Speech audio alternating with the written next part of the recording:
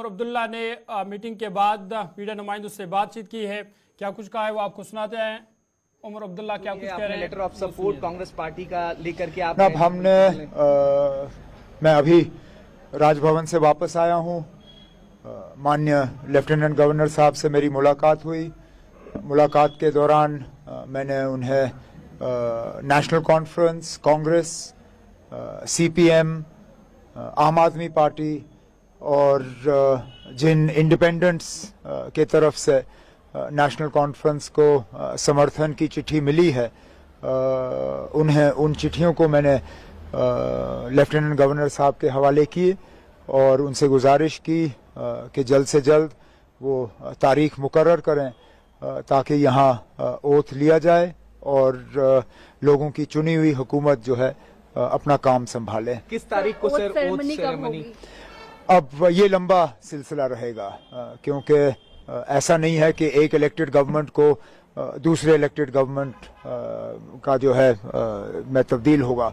Central rule है, union territory है और गवर्नर साहब को एक अपने कागज तैयार करके पहले राष्ट्रपति भवन भेजने हैं। राष्ट्रपति भवन से वो फिर होम मिनिस्ट्री में जाते हैं। होम मिनिस्ट्री अपना उसमें प्रोसीजर करके वो जो उनको अपनी कागजी कार्रवाई करनी होती है वो सारा करके वापस आ जाता है। तो फिलहाल हमें ये कहा गया है कि इसमें 2-3 दिन तो लग ही जाएंगे। तो अगले हफ्ते ट्यूसडे वेंसडे से पहले मुझे उम्मीद नहीं है। उम्मीद की जा रही है कि अगर ये सारा जल्दी हो जाता है तो वेंसडे को हम ओथ सेरेमनी यहाँ कर लेंगे। ऐसा कयास लगाया जा रहा था कि इंडिया अलायंस के तमाम बड़े नेता इस ओथ सेरेमनी में मौजूद रह सकते हैं, तो किन अब आप अभी वो आप फारूक साहब से बात करिए। इंडिया ब्लॉक के लीडर वो हैं और इनविटेशंस अगर जाएंगे तो उनके तरफ से जाएंगे।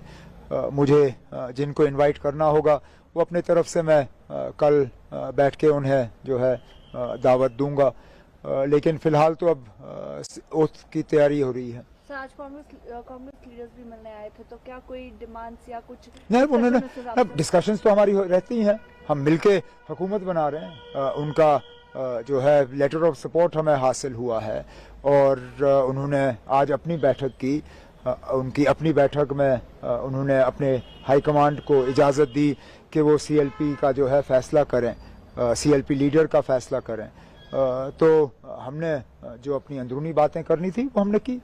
सर, काफी इंडिपेंडेंट कैंडिडेट्स भी अब ज्वाइन इन कर रहे हैं एनसीएम ने देखा पिछले कुछ दिनों में, तो क्या स्पेकुलेशन है कि और जो बाकी हैं वो भी ज्वाइन करेंगे, ऐसा कुछ? नहीं, ऐसी बात नहीं है। ये आमतौर पे वही लोग हमारे साथ जुड़ रहे हैं जो पहले भी हमारे साथ जुड़े हुए थे। एक आध को छोड़ के ये सारे वही हैं जिनको शायद अलायंस की वजह से अपनी सीट नहीं मिल पाई और वो आज़ाद उम्मीदवार के तौर पे इलेक्शन लड़के गए और जीत गए। अब वो अपने नेशनल कॉन्फ्रेंस के साथ में वापस आना चाहते हैं और एक आध ऐसा है जो नेशनल कॉन्फ्रेंस में रह के हमारे साथ एक नया रिश्ता कायम करना चाहता है, जिसकी हमने सराहना की, जिसको हमने वेलकम किया और इन्हें लोगों के वोट हासिल हुए क्योंकि लोगों की उम्मीदें हैं कि उनके इलाकों में काम होंगे और मेरा फर्ज बनता है कि उनके मैं जो है हाथ पकड़ के उनके इलाकों में उनकी मदद करूं। सर, एक आखिरी सवाल। इल्तिजा मुफ्ती जी क्लेम कर रही हैं कि बिज बिहारा में एनसी के वर्कर्स जो है वैंडलिज्म कर रहे हैं, they are attacking their workers. मुझे कुछ नहीं कहना इसमें। ये अब अगर किसी तरह का सबूत है तो वो पेश करें। जिनके खिलाफ इल्जाम लगे हैं वो तो उनके खिलाफ अब केस करने के लिए तैयार हैं, डेफेमेशन के। अब ये अदालत को फैसला करने दीजिए कौन सही है कौन गलत। सर, जम्मू डिवीजन के इग्नोरेंस का एक बड़ा आरोप लगा। कोई इग्नोरेंस नहीं है ना, कोई इग्नोरेंस नहीं ना। आप पता नहीं एएनआई को डिप्टी सीएम का क्यों इतना शौक है। आप हम पे छोड़ दीजिए, हमने किसको कहां से लेना है।